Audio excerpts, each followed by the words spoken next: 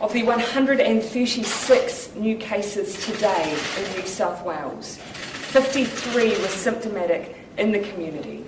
Not all of them are linked to known cases. Cases have already cropped up linked to New South Wales in other Australian states. Quarantine-free travel from New South Wales, as you know, is paused. And New Zealand currently also has a pause in place with Victoria and South Australia, which means pauses now cover approximately half of Australia's entire population. We've acted with an abundance of caution at every turn, and we will continue to do so. Right now, we're deploying staff from Immigration New Zealand to Australian ports to check that all travellers to New Zealand have proof of a negative pre-departure test. This means every traveller will be stopped and checked before they can fly. This further step will provide an extra measure of confidence for New Zealanders and has been part of our approach to change and adapt to the ever-changing nature of COVID. And there is no doubt it has changed in recent months. Since we set up quarantine-free travel with Australia some months ago, more than 200,000 people have flown between our two countries. When we set up the traffic light system for COVID-19, it was based on what we knew at that time about variants that were present and how it was moving through countries and communities. But the Delta variant has materially changed the risk profile. We've seen that contact tracing alone is unable to get ahead of this variant and that restrictions are absolutely necessary to stamp it out.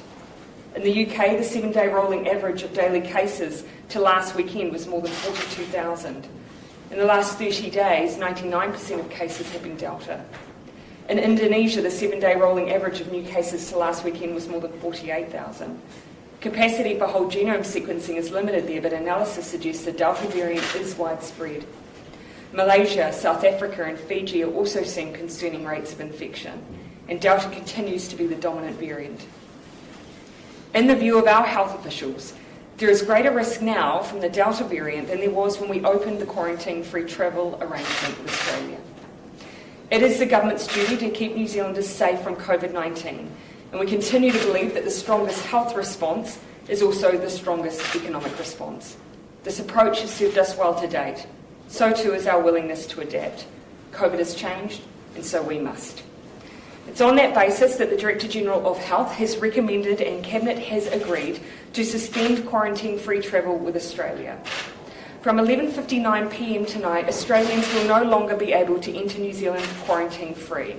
This will be in place for at least the next 8 weeks. At that point, we will reassess our arrangements.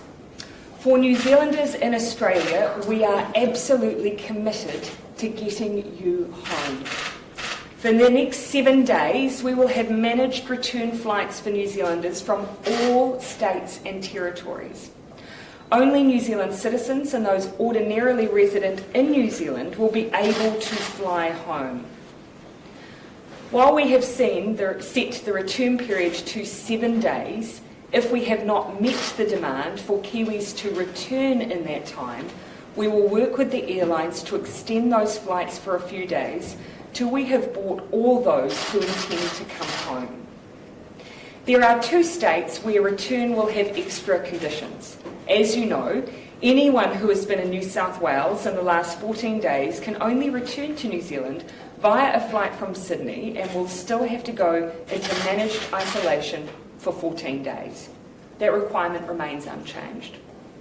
Those who have been in Victoria must have proof of a negative pre-departure test and must immediately self-isolate upon return to New Zealand and return a negative day 3 test before ending their period of isolation.